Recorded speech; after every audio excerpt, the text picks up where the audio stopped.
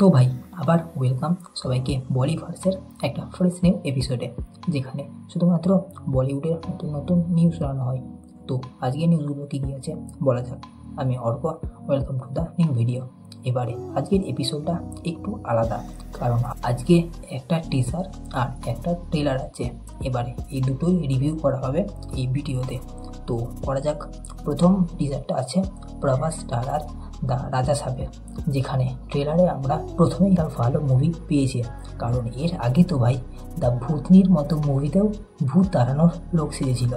যাই হোক, এবারে দ্য ভূতনি মুভিতে সঞ্জয় দত্ত ভূত তাড়ানোর ক্যারেক্টারে ছিল, যেটা লিটারালি ভাই তাকে মানায় নাই, একদম বাজে ছিল। কিন্তু এখানে এই মুভিতে সঞ্জয় দত্ত ভূতের রোলেই আছে। টিজারের মধ্যে সঞ্জয় দত্তের আমরা টোটাল 3টে লুক দেখতে পাই।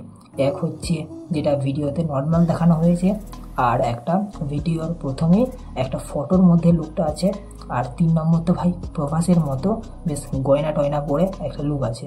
এবারে মুভির স্টোরি নিয়ে যদি বলি, টিজারের এটাকে বলেছে যে biggest horror fantasy ever in Indian cinema. এবারে বিগেস্ট হোক না হোক ভাই, প্রভাস যেহেতু মুভির মধ্যে আছে, তাই অডিয়েন্সটা কিন্তু এই মুভিটাকে বিগেস্ট বানিয়ে দেবে। মেন ফেস অফটা হবে, সেটাতেও লোক আসবে। তো ওভারঅল বলতে গেলে যে মুভি দেখতে কিন্তু অডিয়েন্স আসবে। বাকি বা কমেডিও নয়, সাথে ড্রামা আর রোমান্সও থাকতে চলেছে। বাকি এর পরের ট্রেলারটা বলবো আমরা ধনুষ, নাগার্জুন আর রশ্মিকা মান্দানা স্টারার খুবেরা মুভির ট্রেলার নিয়ে, যেটা দারুণভাবে কাট করা হয়েছে। মুভির টিজার আর ট্রেলারটাও যদি তুমি একসাথে দেখে নাও, তাহলে মুভির স্টোরি যে আসল কী হতে চলেছে সেটা ধারণা করতে পারবে না।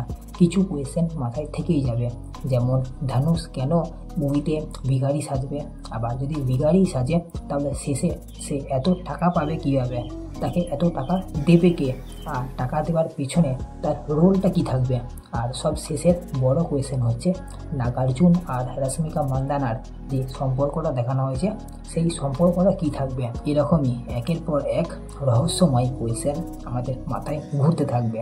বাকি তাও ট্রেলারটা দেখে আমি যতটুকু আন্দাজ করতে পেরেছি যে নাগার্জুন হয়তো একজন সরকারি কর্মচারী হতে পারে, আর সেই ধনুষকে কোনো একটা কারণের জন্যে হয়তো ট্রেনিং দিতে পারে, আর সেই ট্রেনিংটাই হয়তো কোনো ফাইন্যান্সিয়াল ফ্রড কেসেরও হতে পারে। আর ট্রেলারের মধ্যে আমরা ডিএসপির মিউজিক শুনতে পাই, যেটার জন্যে ট্রেলারটা আরও ইন্টারেস্টিং লাগে। তো এই হচ্ছে টিজার ট্রেলারের রিভিউ। বাকি মুভি দেখার পর মুভি রিভিউ আসবে, ততক্ষণ চ্যানেলটা সাবস্ক্রাইব করে নাও। বাই।